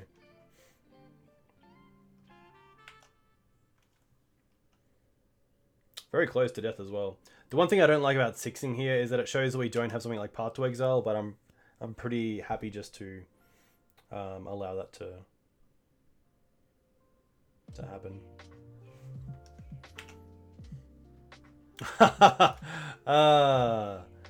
That is game. There might have been some way to get back in that game, but it definitely wasn't happening there. So we in 2-2, which is pretty rough. Would love to finish at least 3-2. A 2-3 always feels pretty bad. Getting some back some play points is always nice. I'll open up my chests after this as well, so hopefully do better there. But hey, if you want to find my videos that I upload to YouTube, you can find them through my YouTube channel, which is youtube.com/c/DugsOnTwitch. And if you want to reach out to me and you have Twitter, you can also find me on Twitter, which is very cool. But yeah, maybe I should have been more aggressive with an opening hand there. I mean, keeping just the mum is pretty bad. And one thing that always sucks is that if you keep a hand without Mox Diamond, you know that Mox Diamond's not going to be the greatest draw later on. So that's always something that I kind of like to take into consideration on the draw against Mary Sue.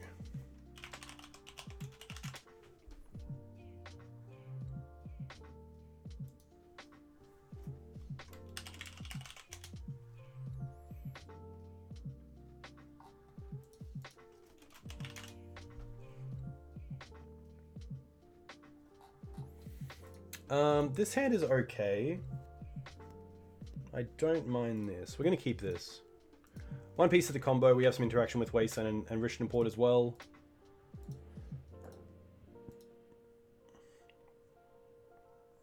Island.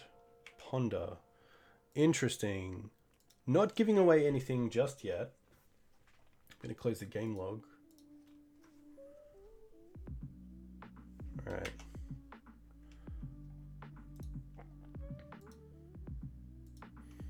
So I feel like the Port's going to be better in this matchup than the Wasteland. So I'm pretty happy to play the Port, play the Mox,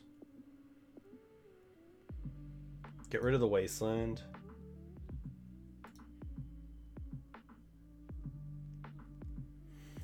And now I can either cast Elvish Reclaimer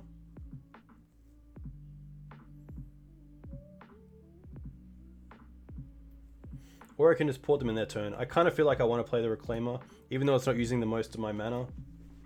I just want to get some sort of board presence.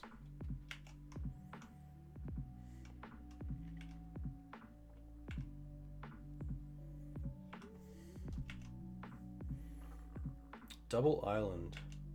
Double Island pass. Okay. Interesting. Another Reclaimer.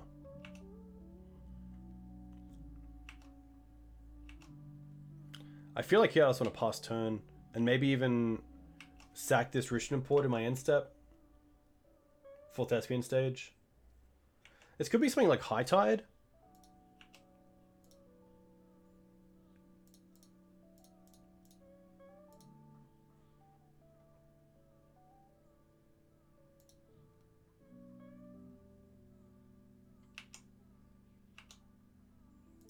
Mox. Ah, rough.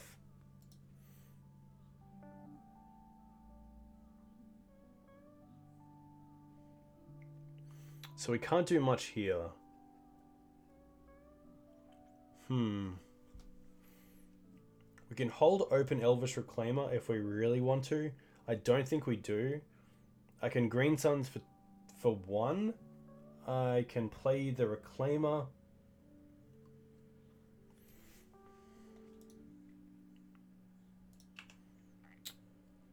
We can definitely attack. We're not using Reclaimer this turn.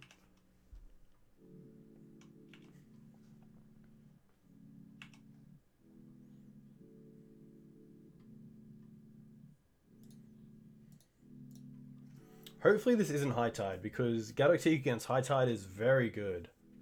And it would have been great to get that out early. Could have even seen something like an Intuition in that end step. 4 islands. That's just a little bit scary. Plains. I think I just want to cast this Gaddock Teeg here before anything, because this is looking very suspicious of High Tide.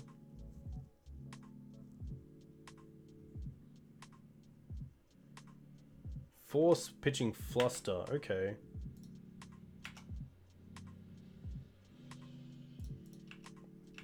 We'll attack.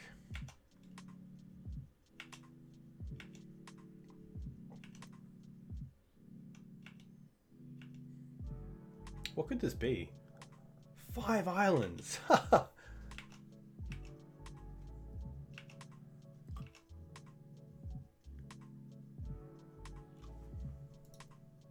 I like Verdant over Mox. I'd rather have the card in hand that could be anything.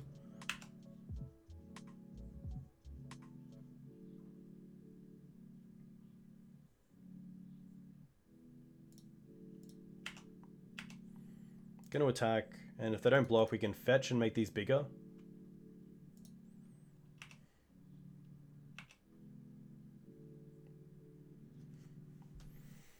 Green Suns doesn't do a whole lot here because the Gaddock Teeg's already in the bin, so against combo, we're not doing much. I think we just have to pass turn. And maybe just Dark Depths in their end step.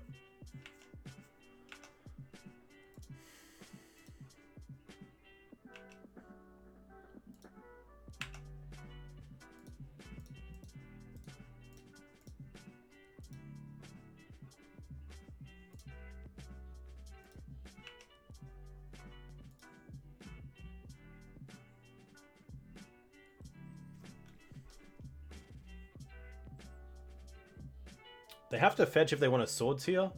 Cunning Wish. Interesting.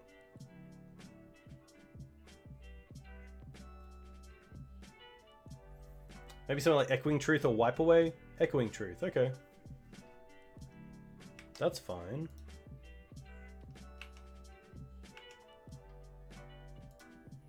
Crop rotation, interesting.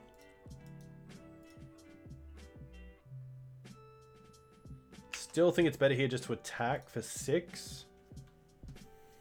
Because then it puts us on a 2-turn clock, which is pretty good.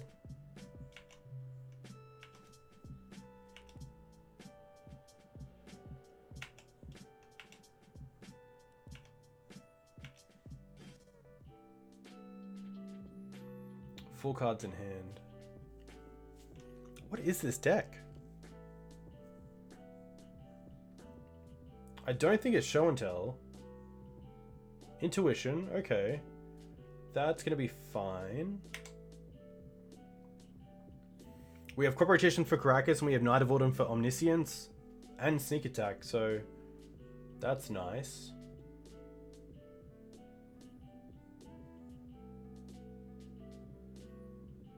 What do they go and get?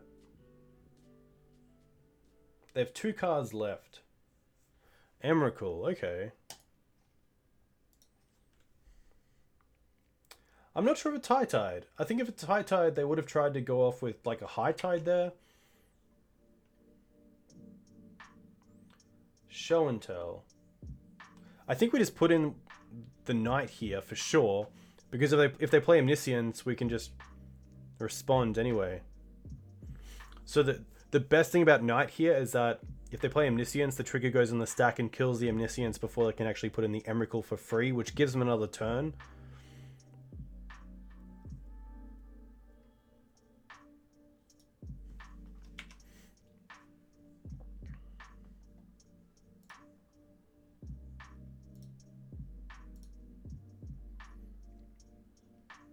I guess we just put counters on because then we have lethal threats anyway, so that works out really well as well.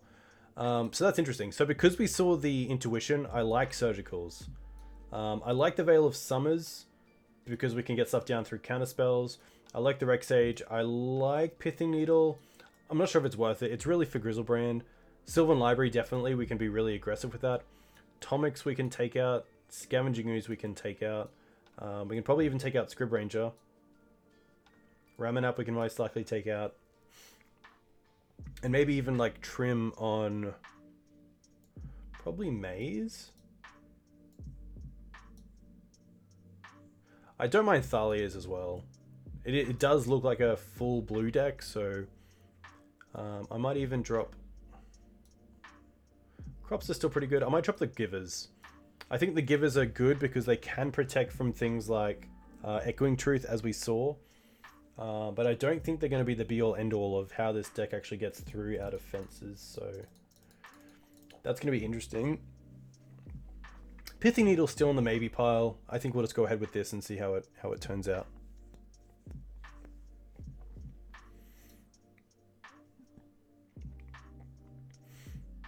I like how my opponent's name is Mary Sue. Just a very, very nice name. This is interesting. It really relies on the Sylvan Library for being effective. The Green Suns is okay, but you know, it's probably a little bit too late. The Knight's definitely our best card to have in hand because it beats Omniscience, which is what we're really caring about. But I think I'm happy to keep this. It is a little bit slow, but the extra fetches really help with the Sylvan Library.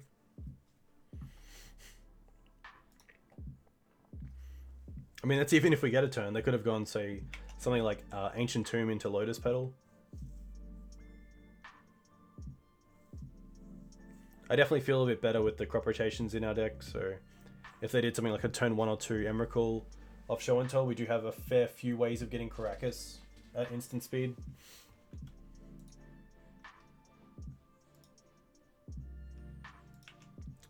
What did the Ponder do? Oh. They chose to shuffle with the Ponder, so they're looking for something specific.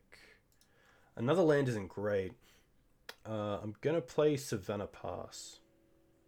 I wonder if they're on the red version, they might have brought in Blood Moon, because it's a great answer to Karakas, and it can also deal with some of our things. So I might actually play a fetch here and pass, just in case they in some way go turn 2 Blood Moon. We didn't see any red cards in game 1. We only saw a Flooded Strand, which is like the only off-color card, so... Yeah, definitely no downside of playing the fetch land. If anything, it's one less fetch we get with the Sylvan Library, but I'm not too worried about that. I think if we get 2 fetches worth with the Sylvan Library, we're definitely in a great position.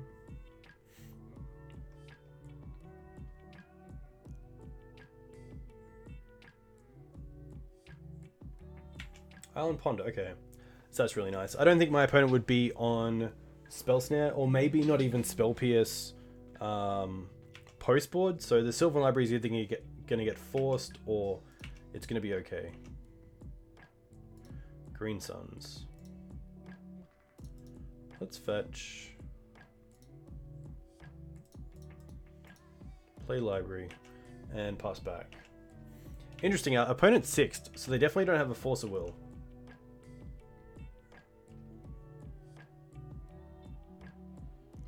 Ancient Tomb, okay. Interesting. So all we really have to put in is Show and Tell. Which I guess we can just try to hope it sticks. Let's hope there's not like a Grizzlebrand on the end of this. Hiya. Ah, yes. They do have the Cunning Wish though, so we'll see if they do have the Cunning Wish to go off at instant speed. Ugh. Looks like they might.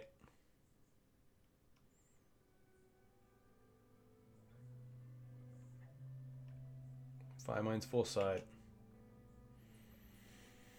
Rough.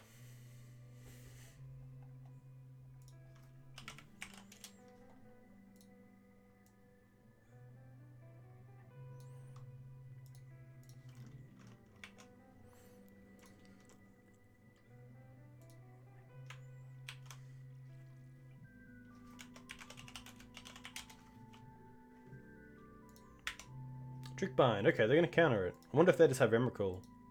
Okay.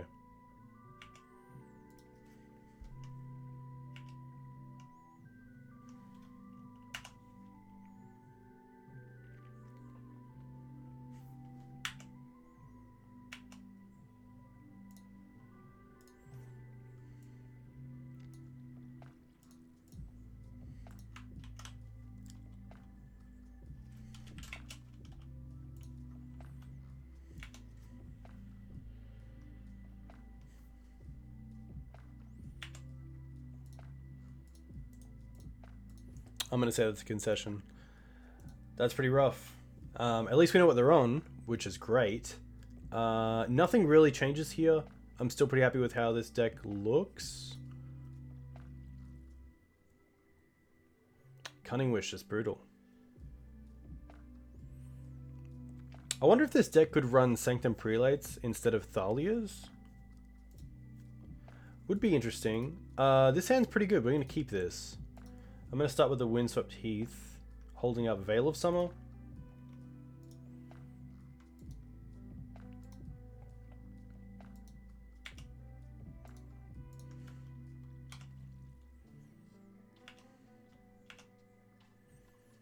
Veil of Summer, I believe, stops Intuition, because I think it targets us to actually play the cards out. There's Dark Depths.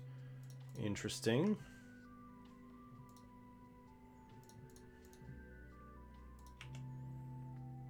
Wow, that's fast. Oh, City of Traders. Okay. Thing in the Ice. Interesting. I wonder if I just want to crop here for Wasteland. Oh, well, that's nice.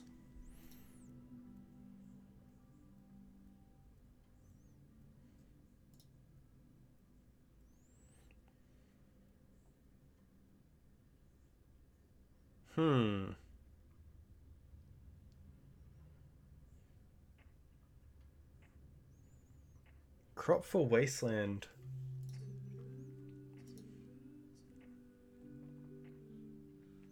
Does this become a legendary creature? It doesn't. We can't even Karakas it. Okay. So Dark Depths doesn't tap for mana, but we have less of them in the deck. But I think I'd rather just get rid of Dark Depths.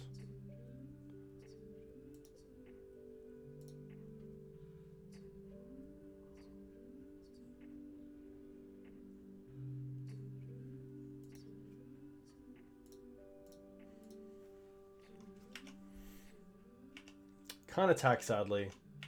This thing is actually going to do a lot of work for them because we don't have a great clock that can play above it.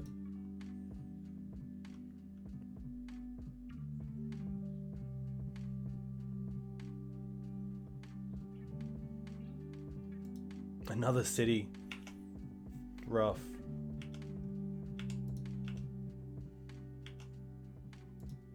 Oh, okay. Crop's interesting.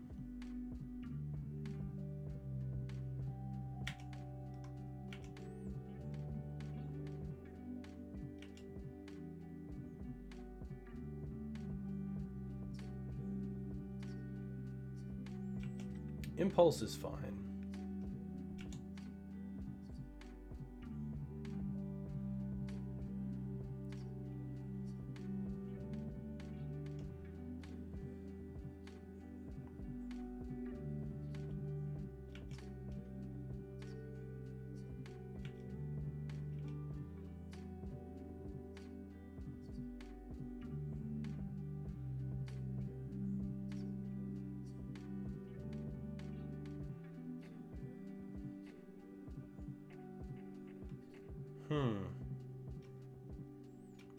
Okay.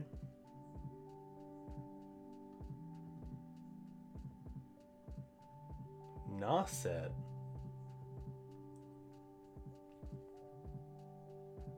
Sure.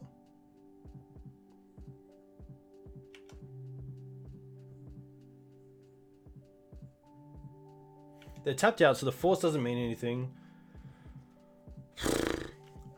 I can crop this turn for Dark Depths, but then I have to draw a land for the top. And if I crop, I think I want to get rid of the... probably the plains, because of... I just want to hold up Veil of Summer. But this is pretty interesting. So let's crop, get rid of the snow covered.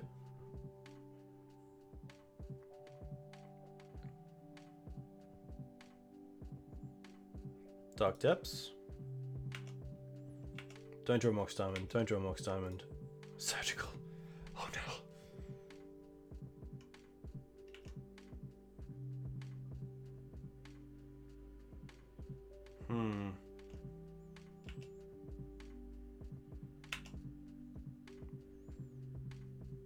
This isn't looking great. Thing in the Ice, like MVP right now. Very cool sideboard tech for my opponent. Ponder. So they're Ponder and Force that we know about.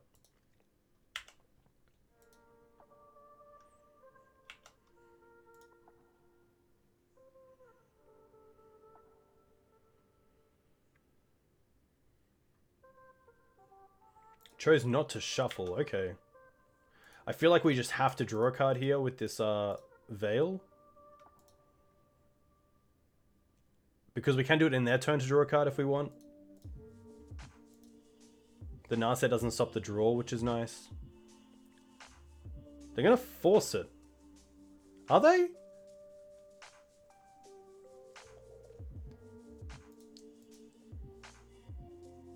Looks like they are. Okay. Pitching Intuition. Okay, that kind of sucks as well because the Surgicals were exactly for that. Alright. Windswept Heath. Okay. But now this thing is just so close to actually flipping that it's pretty rough.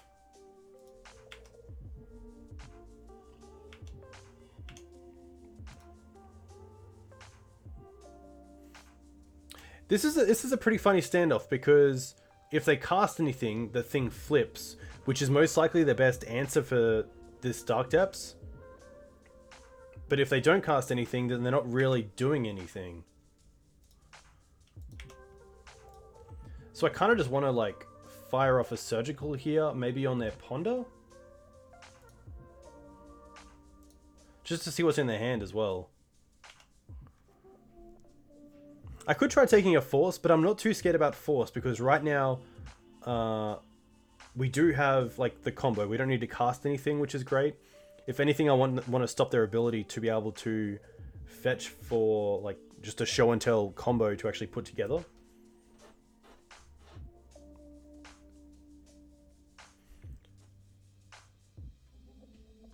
So what else do they have? 2 more thing in the ice. 4 Omniscience. Emeralds drawn from dreams. Look at the top 7 cards. Oh, that's the new card. That's like the new dig through time. That's very cool. So we know Brainstorm, Force, Impulse, Show and Tell, Cunning Wish. Okay.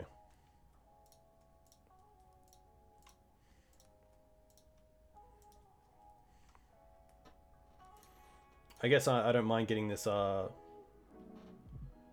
this basic out of our deck right now. Mox Diamond.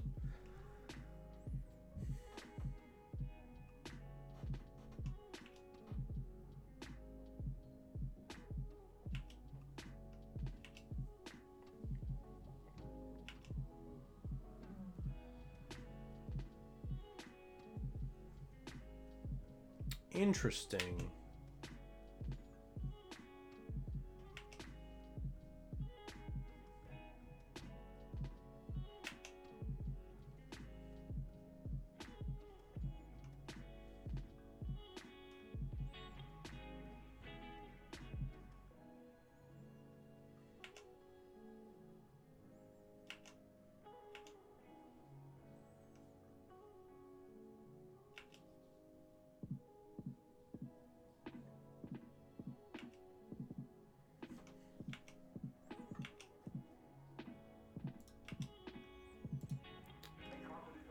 What can they have that gets rid of Marriott Lage?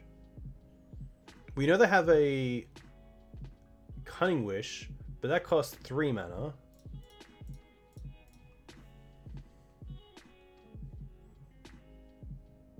I'm gonna Brainstorm first.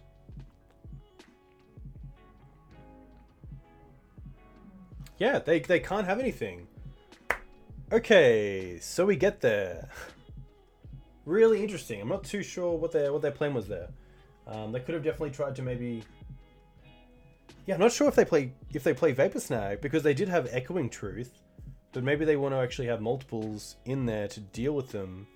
Dave, that's an interesting one, but we do finish up 3-2, which isn't the worst. There's definitely little changes that we can make to the deck. Maybe within the mana, but also the creatures. But I think right now what we want to do is just open up some of these chests because I'm usually pretty happy to open up chests and see how we go.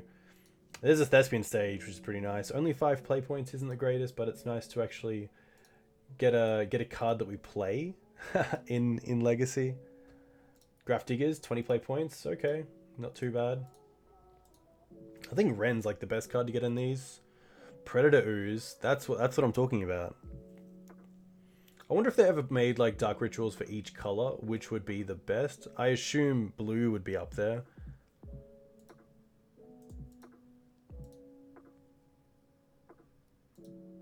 Maelstrom Archangel, Second Sunrise, and an avatar of a dog. That's me in a nutshell.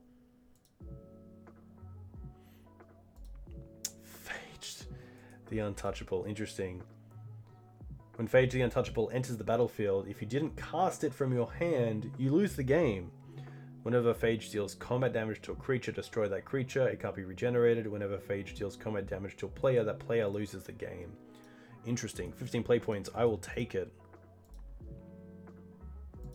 Story Circle, 35 play points. Not too bad. Not too bad. Especially seeing it's 100 play points to actually enter a Worm Coil. Now we're talking. Not sure if Worm Coils actually worth anything, but... Damn son, you just lost the game? What does this mean? What does this mean? Phosphorus. I believe I just won that game to finish up 3-2, which isn't too shabby. Disallow. Okay. Dreamball Muse. Interesting. Disallow, not really a card that sees too much play, but probably could. Gutshot. Defense Grid. Two cards that I love. And hopefully we'll see more play with later down the line. Ben. There's a card called Ben. Very cool. Deals damage to target attacking creature equal to the number of untapped mountains you control. Interesting. And a Windbrisk Heights. Okay, we have 3 chests. And Ren is really the only card that gets us out of here. Nothing. Do we open these 2 at the same time? We don't. We open 1 at a time. Oh. Okay. 15 play points and a Marwyn. Okay. One last one. Master of Cruelties. How dare you? How dare you? I'm playing Defense Grid next weekend. Hey, Waifu, I am 100% behind that. I don't think there's anything in these that are worth anything. Looks like some, I guess, Endbringer's kind of cool and Hostage Taker. And then these?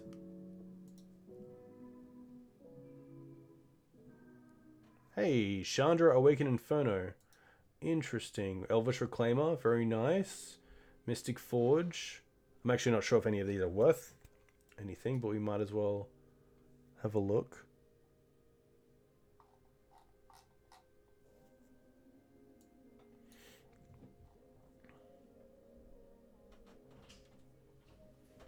Nice. Veil, very cool. Alright, back to the deck. Pretty happy with it. There were times where I kind of wished these Thalias were something else. Oh, Chandra is like 20 ticks? Oh, that's sweet. Okay. Nice. I could see Thalias being Aethersworn Canonist. I could see Thalias being Prelates as well, which would be pretty sweet. Big fan of that card, especially in this sort of deck where we do have Mox Diamonds to get it out on turn 2. We didn't really run into a matchup where Ramunap was that great. If anything, it could possibly see it be a sideboard card for something like Sylvan Library to make its way into the main deck again. Other than that, I was pretty happy with the deck. I think there's definitely flex spots within these 5 cards. I think there's definitely room for improvement here. I mean, we have 13 ways, I guess. Yeah, at least 17 ways to get green mana on turn 1, but there were a few times there where the mana was just a little bit tight in regards to being able to cast either multiple spells a turn or getting things out like Gaddock Teeg or Tomik. But that is me. A huge thank you to you guys for coming in and watching. You can find my stream on my YouTube channel, Dukes on Twitch at YouTube. If you want to reach out to me, you can find me at Dukes on Twitch on Twitter. Or send me a message through the greensunzenith.com, which is the site that I run for the Legacy Maverick. A huge thank you to Small Sura for the resub, to Hershni and Young Cho, and Grobs89 for the follow.